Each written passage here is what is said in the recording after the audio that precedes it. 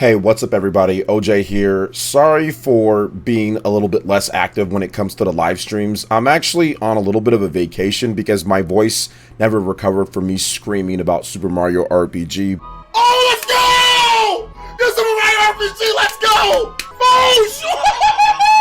Full remake, baby! But things are getting a little bit better, and there's something that I wanted to talk about, or more like a couple different things. So I won't waste too much time, but if you can hit that like button, subscribe if you're someone new, click the notification bell, guys, that would really help out the channel.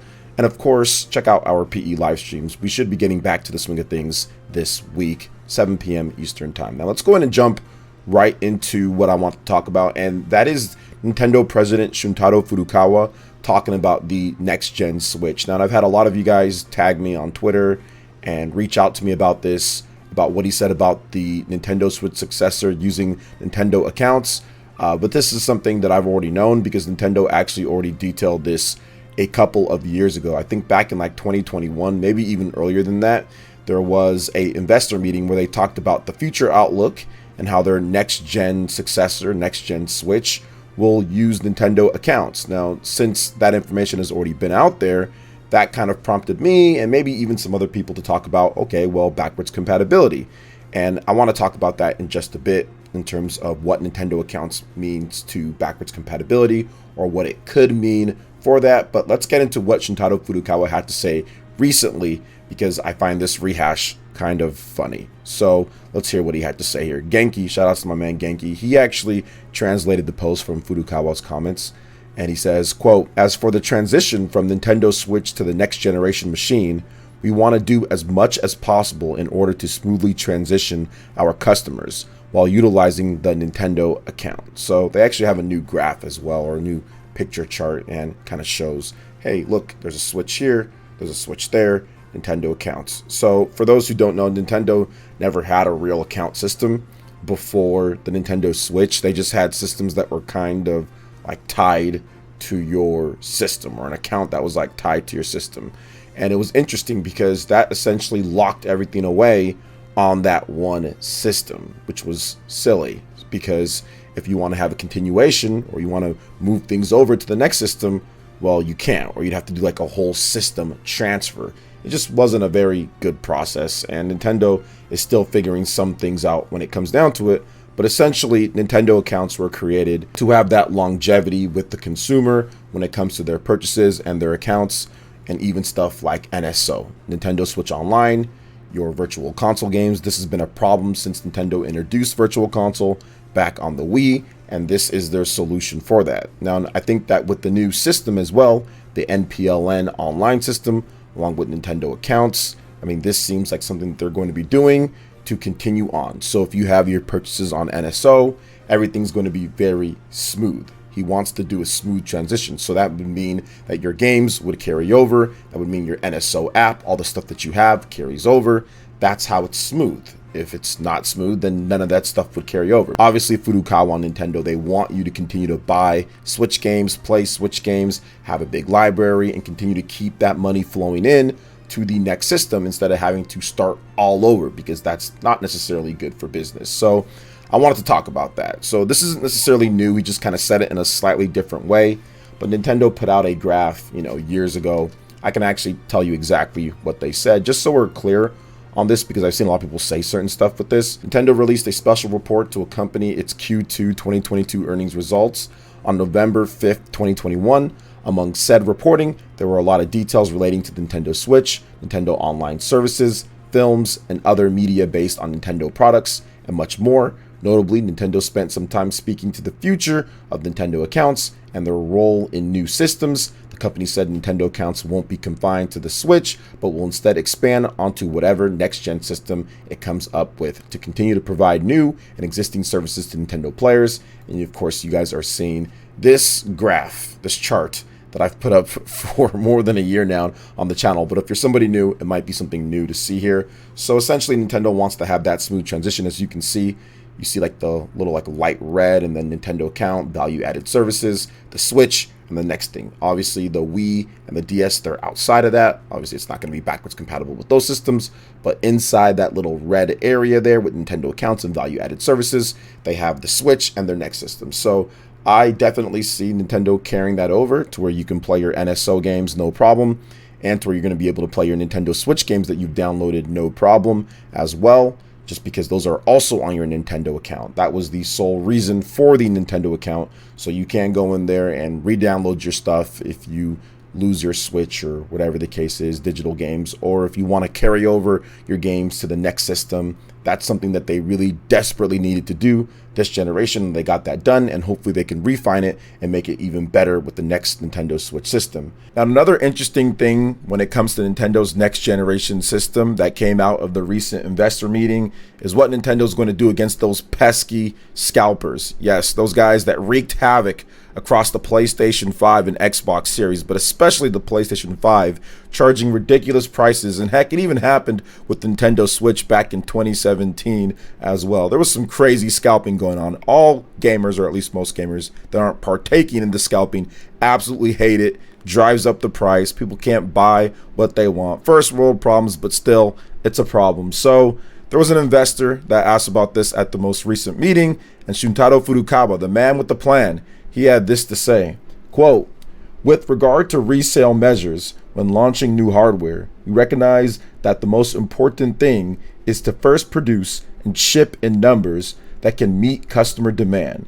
We will then consider whether there are any other possible measures that can be taken." So it was a little bit of a non-answer, but at the same time an answer. Like, hey, produce a lot of them. If we produce a lot of them, then obviously scalpers don't have the scarcity on their side, because that's what scalpers do. They make it to where it's scarce, because if it's scarce, it drives up the price. If it's abundant, the price will not be driven up because they're everywhere. So I do feel that with this, Nintendo just needs to make sure that they have enough. Obviously, they're going to be looking at pre-order numbers. Obviously, the Switch is popular itself, so going into the next system, it's going to be highly anticipated, the reception from fans. So Nintendo just needs to make sure that they produce enough of these. Now, with the Nintendo Switch, I think they were looking at producing around 2 million for globally, like the first month or 2 months or whatever, and that was not enough. So they actually ended up boosting up production multiple times throughout the launch year. So I think that Nintendo this time comes in with maybe double that, 4 million or 5 million, or maybe even more, who knows. But it's going to be interesting nonetheless. I think Nintendo answering all these next generation questions definitely seems like the next gen is coming, like we've talked about here. Now, for those that are wondering exactly when that next Nintendo Switch system is going to come, I'm going to tell you guys it's probably going to be next year. It's probably going to be next year. Now, I'm not sure if there's going to be an announcement this year. I've stated multiple times in the past that I think that there could be an announcement for the Nintendo Switch 2 this year, but I'm not 100% sure if it will happen, but I think that it could. Nintendo could do what they exactly did with the Nintendo Switch. Now, Mr. Furukawa, he's a bit of a meticulous guy. He's not one for theatrics. He's not one for gimmicks. And he's not one for someone to mess around or waste time when it comes down to it. He has not been seen, I think, maybe a few times since he was announced president a number of years ago. Like, literally, I've only seen him a few times. So he's not really worried about any of that. What he's worried about is essentially making sure that this next system is going to sell good. Now, Nintendo does have some other things this time around that will help them. They do have a little bit more of a mobile presence this time compared to where they were off the failure of the Wii U and the Nintendo 3DS just being pretty good, but nothing too crazy. Nintendo does have their theme parks now, and they do have their licensing agreements, and they do have the Mario movies, so they do have other sources of income to where everything isn't 1,000,000% pinned on the next system. Obviously, you still want to make sure that you have a really popular system and things get off smoothly, but it's not 100% there. But I think that Furukawa has that mindset, because he's even talked about how that this is a very vital situation for them and that they need to make sure that they nail this when it comes to this next system. So he's laser focused on making sure that they finish out the Nintendo Switch well, and also they smoothly transition, like he said, and then they also have a great system, because the next Switch, obviously there's going to be lofty expectations. It's following up one of the best selling systems of all time, and could be the best selling system of all time when it's all said and done. And Furukawa also is very wary of what happened with the Nintendo Wii U. He knows what happened with the Nintendo Wii U. He fears that same situation And I think that he also fears the situation with the Nintendo 3DS. I think he's a historian when he comes down to it. He knows that it's not just the Wii U that everybody likes to pin. Oh, that's the system. The Nintendo 3DS started off not so good, and it sold less than the GBA as well. So if you look at it now at this point, Nintendo needs to definitely cross their T's and dot their I's. And I think Furukawa is the man, along with Shinya Takahashi, along with the people that they have there, Yoshiaki Koizumi, along with Miyamoto, getting all the other stuff when it comes to the theme parks and the movies and all that. Everything needs to be firing on all cylinders. Not going to be perfect. There's definitely going to be some mistakes along the way. But overall, I think they got everybody in place to make sure that everything is good. Here on the American side and the Western side, of course, you got Doug Bowser. That's running things here at Nintendo of America. They're going to make sure that they market things and everything is good on that front. I think that now that you have integrated hardware and software with your portable and your home console, that definitely alleviates a lot of the issues that you had with software in the past, not having enough.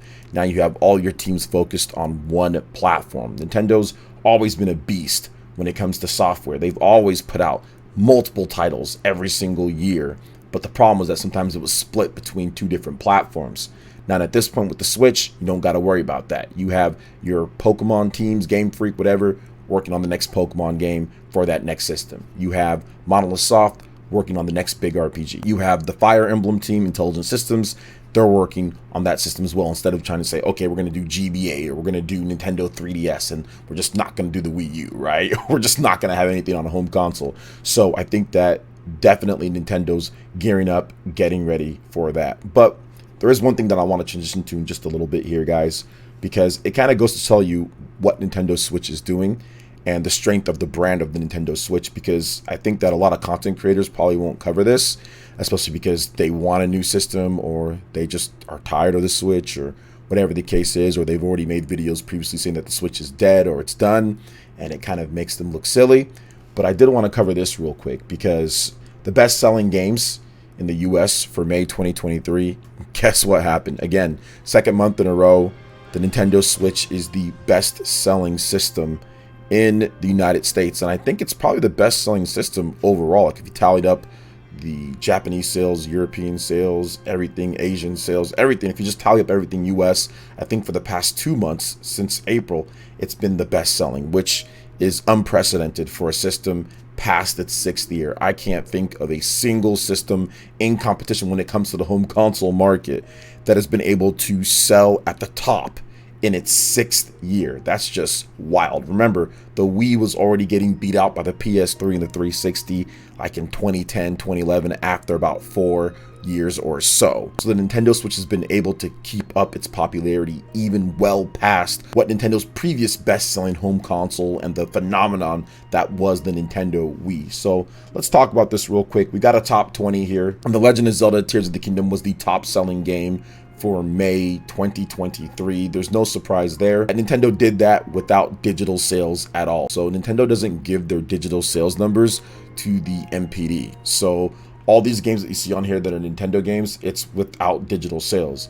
Now the other developers and publishers and all that, they do. So Hogwarts had the sales, Star Wars, Dead Island, Call of Duty, all that stuff. They put their digital sales on there. Nintendo doesn't.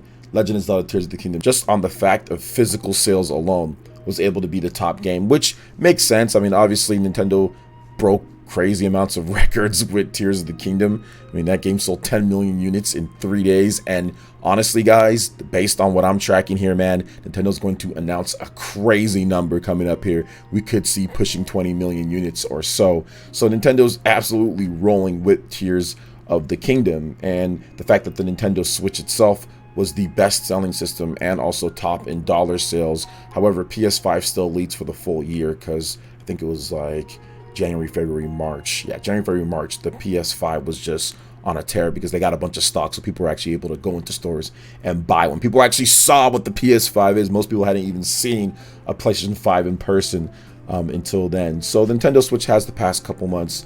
I do think that Tears of the Kingdom, obviously, huge system seller for the Nintendo Switch. People buying second systems, third systems, systems for their friends, cousins, brothers, sisters, future systems, future kids. I don't know.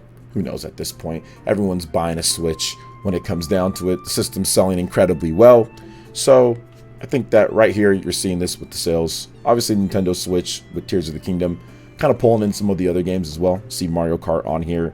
Also, Legend of Zelda Breath of the Wild, pulling that game back from the abyss when it comes down to it. And even New Super Mario Bros.